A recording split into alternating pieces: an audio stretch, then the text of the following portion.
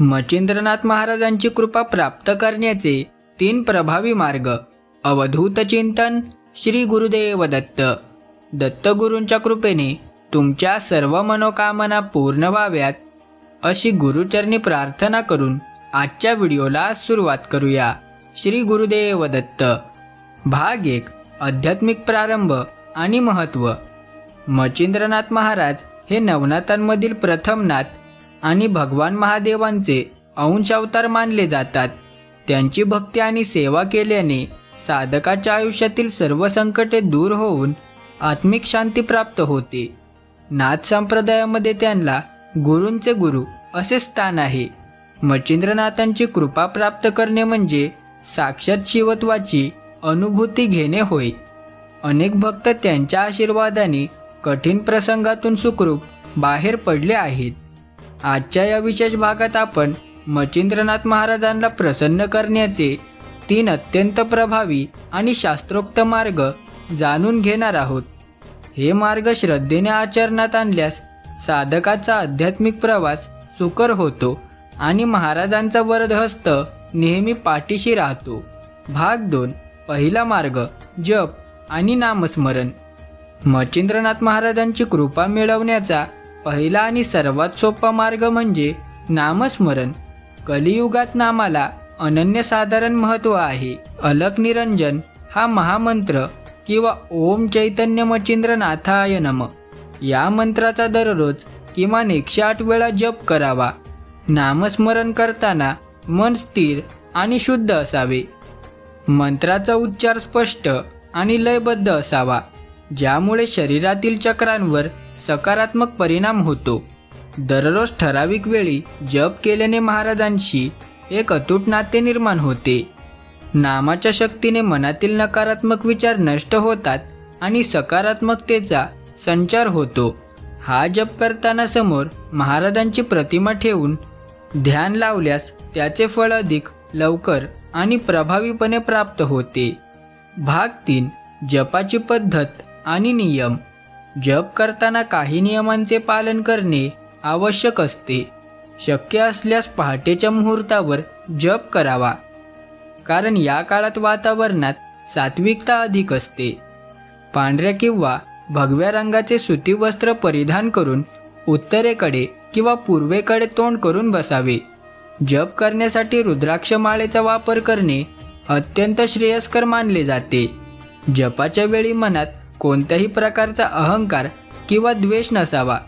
केवळ महाराजांच्या चरणी शरणागतीची भावना असावी. नामस्मरणाने केवळ आध्यात्मिक प्रगतीच होत नाही, तर मानसिक ताणतणावात कमी होऊन चित्तवृत्ती स्थिर होते. सततच्या नामघोषाने घरामध्ये देखील एक पवित्र आणि संरक्षण कवच निर्माण होते, जे वाईट शक्तींपासून कुटुंबाचे रक्षण करते. भाग 4. दुसरा मार्ग. नवनाथ भक्तिसार वाचन. दुसरा प्रभावी मार्ग म्हणजे श्री नवनाथ भक्तिसार या ग्रंथाचे वाचन करणे. या ग्रंथामध्ये मच्छिंद्रनाथ महाराज आणि इतर सर्व नाथांच्या दिव्य लीलांचे वर्णन केले आहे. दररोज या ग्रंथातील किमान एका अध्यायाचे वाचन करावे. विशेषतः मच्छिंद्रनाथांच्या जन्माची आणि त्यांच्या तपश्चर्येची कथा वाचल्याने भक्ताच्या अंतःकरणात भक्तीचा झरा वाहू लागतो. वाचन करताना शुद्धता पाळावी आणि एकाग्रचित्ताने शब्दांचा अर्थ समजून घ्यावा. या ग्रंथात विलक्षण सामर्थ्य असून त्यातील ओव्यांचे पठण केल्याने घरातील वास्तुदोष आणि नकारात्मकता दूर होते. श्रद्धेने केलेले वाचन महाराजांना अत्यंत प्रिय आहे, कारण त्यातून भक्ताची चिकाटी आणि निष्ठा दिसून येते. भाग 5. ग्रंथाच्या पारायणाचे महत्त्व. नवनाथ भक्तिसार ग्रंथाचे पारायण करणे हे फलदायी ठरते. पारायण करताना काही विशेष संकल्प सोडले जातात, जसे की 7 किंवा 9 दिवसांचे वाचन. या काळात पूर्णतः शाकाहारी राहावे आणि ब्रह्मचर्याचे पालन करावे. ग्रंथाचे वाचन पूर्ण झाल्यावर महाराजांना गूळ खोबऱ्याचा किंवा साध्या अन्नाचा नैवेद्य दाखवावा. मच्छिंद्रनाथ महाराज हे भक्तांच्या कष्टापेक्षा त्यांच्या भावाकडे अधिक लक्ष देतात. त्यामुळे वाचन करताना मनात शंका न ठेवता पूर्ण विश्वास ठेवावा. असे मानले जाते की ग्रंथाच्या नियमित वाचनाने अशक्य गोष्टी शक्य होतात आणि कुटुंबात सुख समृद्धी नांदते. महाराजांच्या आशीर्वादाने भक्ताच्या बुद्धीचा विकास होतो आणि त्याला योग्य मार्ग सुचू लागतो. भाग 6. तिसरा मार्ग, गुरुसेवा आणि सत्पात्रीदान. तिसरा मार्ग म्हणजे गुरुसेवा आणि गरजूंना मदत करणे. मच्छिंद्रनाथ महाराज हे स्वतः एक महान गुरु आहेत. त्यामुळे त्यांच्या रूपाने आपल्या गुरूंची सेवा करणे त्यांना अभिप्रेत आहे. भुकेल्यांना अन्नदान करणे, गरिबांना वस्त्र देणे किंवा पशुपक्ष्यांची सेवा करणे ही खरी मच्छिंद्रनाथ महाराजांची सेवा आहे. नाथांच्या मध्ये प्रत्येक जीवामात्रात ईश्वराचा अंश असतो. त्यामुळे कोणाचाही अपमान न करता सर्वांशी प्रेमाने वागावे. गुरुपौर्णिमेला किंवा गुरुवारी महाराजांच्या मंदिरात जाऊन स्वच्छता करणे किंवा तिथे सेवा देणे यामुळे अहंकाराचा नाश होतो. जेव्हा आपण निस्वार्थ भावनेने दुसऱ्याची सेवा करतो तेव्हा मच्छिंद्रनाथ महाराज अत्यंत प्रसन्न होतात आणि आपले रक्षण करतात. भाग 7. अन्नदानाचे विशेष फळ. नाथ संप्रदायात भिक्षा आणि अन्नदान याला मोठे महत्त्व आहे. मच्छिंद्रनाथ महाराज स्वतः भिक्षा मागून जीवन जगले होते. त्यामुळे ते साधेपणाचे प्रतीक आहे. आपल्या कमाईतील काही छोटा हिस्सा गरिबांच्या अन्नासाठी खर्च केल्यास महाराजांची कृपा लवकर प्राप्त होते.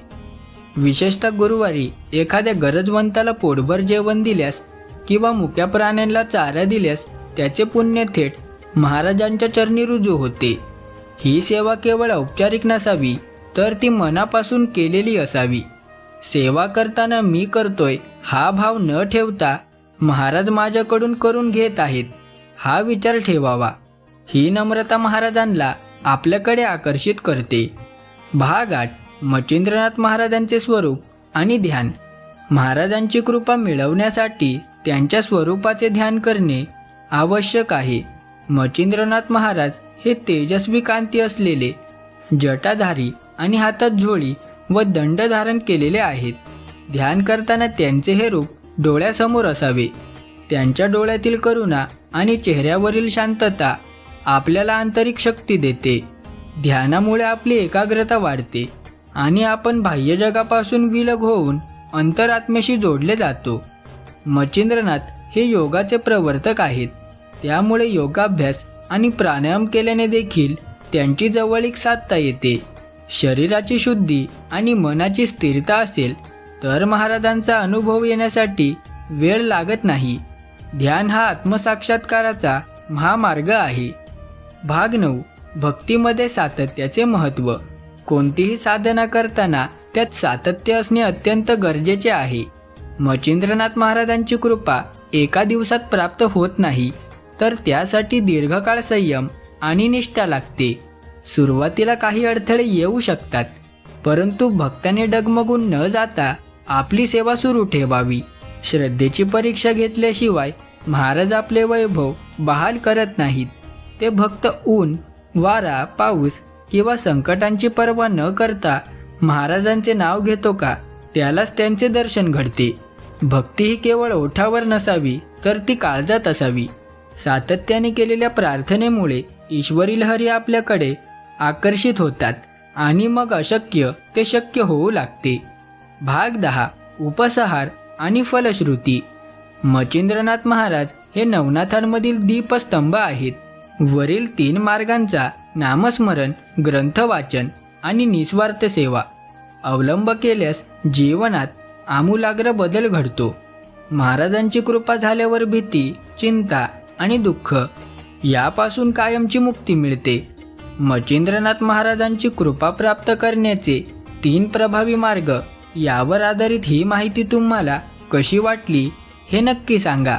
जर तुम्ही श्रद्धेने पाऊल उचलले तर मच्छिंद्रनाथ महाराज स्वतः तुमचा हात धरून तुम्हाला सन्मार्गावर नेतील.